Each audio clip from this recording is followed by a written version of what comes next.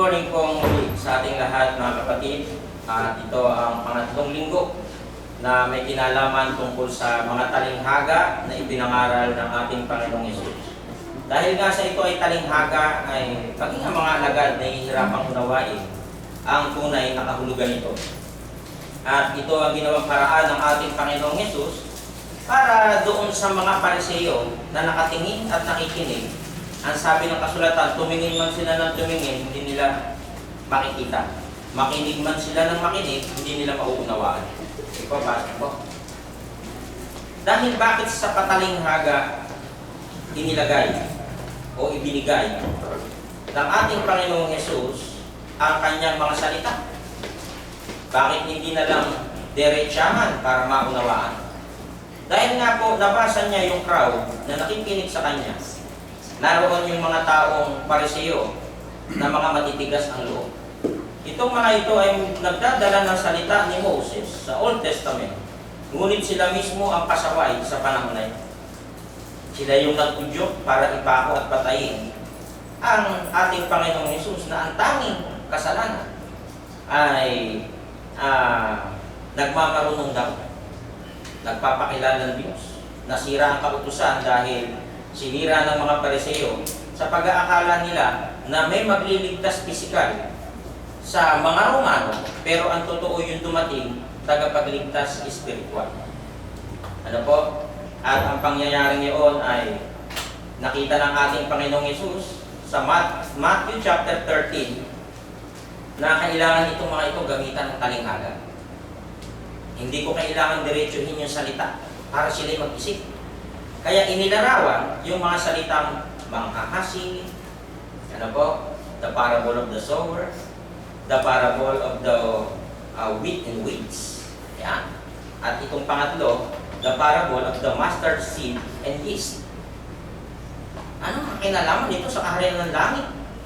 Yung susunod na linggo, kung loloobin ng Panginoon, 4 na parable yan. Kasi isang talata lang, ang hirap unawain. Paano mo ipapaliwanag? Walang explanation. Ang may explanation yung parable of the sower, parable of the wheat and weeds. Yung mga sumunod, wala na. So logically, gagamitan mo siya ng tinatawag na context para lumabas yung tunay na kahulugan. Ba't ginamit yung yeast?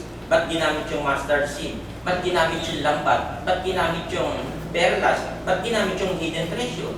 Ano kinalaman nito dun sa paghahasik? Yan. Kaya mahirap siyang aralin. Ano po? At ito ay binubuhusan natin ng panahon para bigyan ng kahulugan na hindi lalabas sa diwa ng Biblia ang mga bagay na ating pinag-aaralan.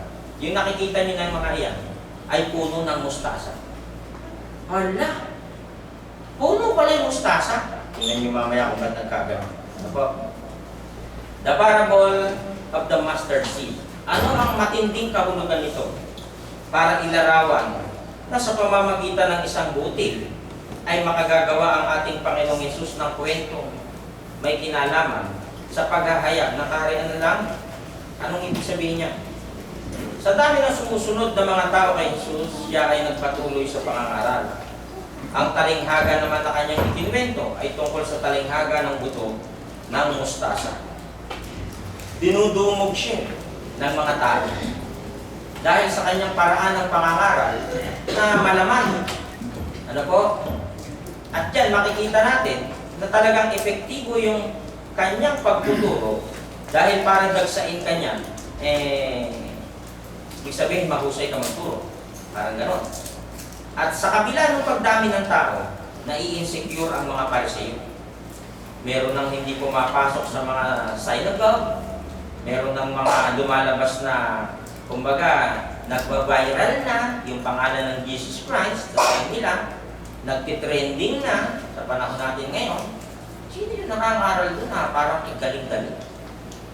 Na sinasabing siya ay galing sa Diyos. Yan nagulat itong mga Pariseo, kaya kanila pinakinggan. Sa kabila nun, dumadami yung mga tao. Na po, yung kanilang paraan ng pangangaral, kaya yan umaakyat sa mataas na lugar para marinig ng crowd. Sa panahon nila Apostol Pablo, nandun sila sa tinatawag na Coliseum o arena na nakapalibot yung mga upuan, na nakalubog naman yung nangangaral. Pero pag napakinggan mo yung nangangaral, talaga namang parang may speaker. Ano po? So ano ang ibig sabihin ng mga ito?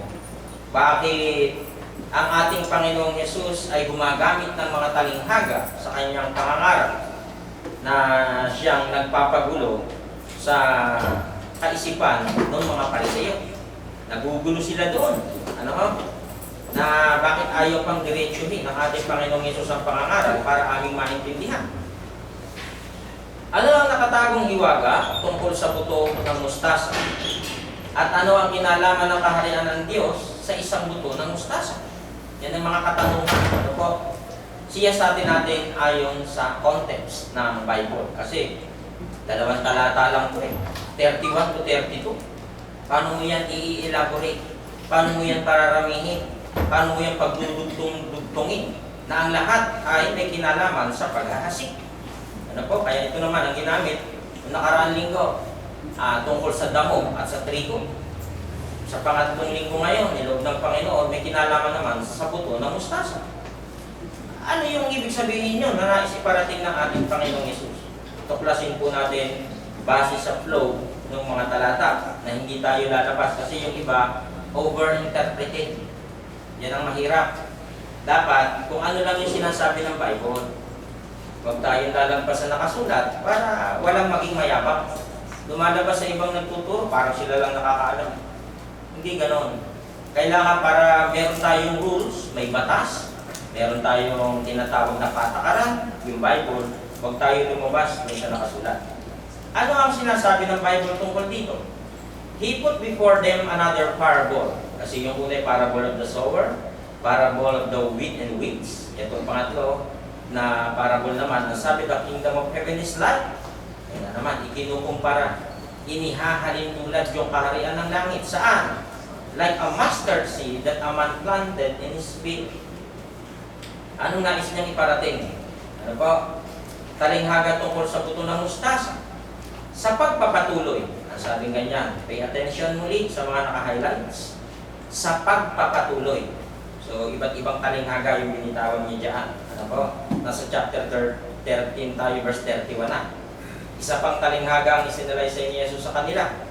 Ang kaharian ng langit ay katulad ng isang buto ng mustasa na itinanim ng isang tao sa kanyang bukid. Tingnan niyo po kung anong ibig sabihin ito. Ayon sa talata, ang kaharian ng langit ay katulad ng isang buto ng mustasa. Anong ibig sabihin nun? Ang kahulugan nito ay nagpapakita ng isang anyo ng pagbabago. Yun pala ibig sabihin nun. Mula sa isang maliit, na butil, na sa katagalan ay lumaki. Mula dun sa maliit, lumaki. So yun yung kaharian ng Diyos na ipinapakita. Dun pa lang may logic na. Na sa pamamagitan ng umpisa ng pangangaral ng tawagin ng ating Panginoong Yesus, ang lahat ng mga alagad, mabababang uri. Mangingisda, sila Pedro, karamihan. Ang mataas lang naman sa degree na pinag-aralan ng mga apostol, isa na dyan si Pablo.